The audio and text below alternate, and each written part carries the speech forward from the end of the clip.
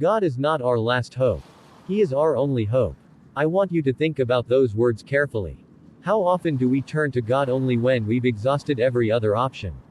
When we've tried to control everything ourselves and nothing has worked, then, as a last resort, we say, God, please help me. But faith isn't meant to be our backup plan. It's meant to be our foundation, the one thing that holds us steady no matter what happens. Let me share with you what I've learned about hope, faith, and the role God plays in our lives. There was a time in my life when I thought I could handle everything on my own. I was young, ambitious, and full of pride. If a problem came my way, I believed I could solve it with sheer effort. But then life threw me a challenge that was far beyond my control.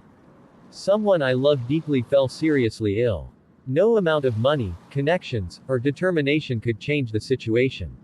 I felt helpless, powerless.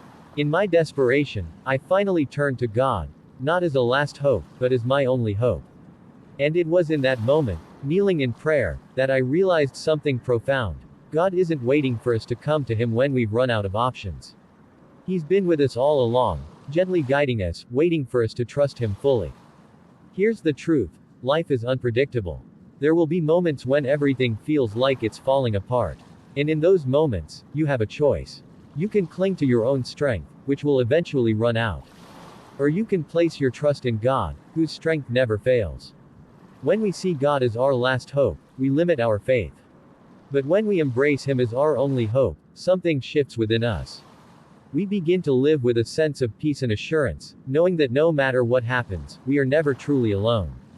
Hope is a powerful thing. It's not about ignoring reality or pretending everything is perfect. It's about knowing that even in the darkest moments, there's a light that never goes out. That light is God's presence in your life. But here's the key: hope requires surrender. It's not about saying, God, fix this my way. It's about saying, God, I trust your way. And that kind of surrender isn't a sign of weakness, it's the greatest strength you can have. So how do we live with this kind of faith? How do we make God our only hope, not just our last one? 1. Start your day with prayer. Before you do anything else, take a moment to acknowledge God. Thank Him for the new day and ask for His guidance. 2. Practice mindfulness in His presence. Throughout your day, take moments to pause and reflect.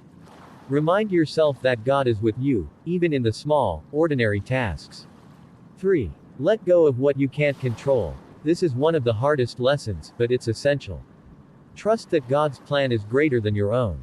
4. Lean on scripture and wisdom. When doubts creep in, turn to the Bible or other sources of spiritual guidance. Surround yourself with words that remind you of God's faithfulness. My friend, if you're feeling overwhelmed today, I want you to remember this: God is not your last hope. He is your only hope.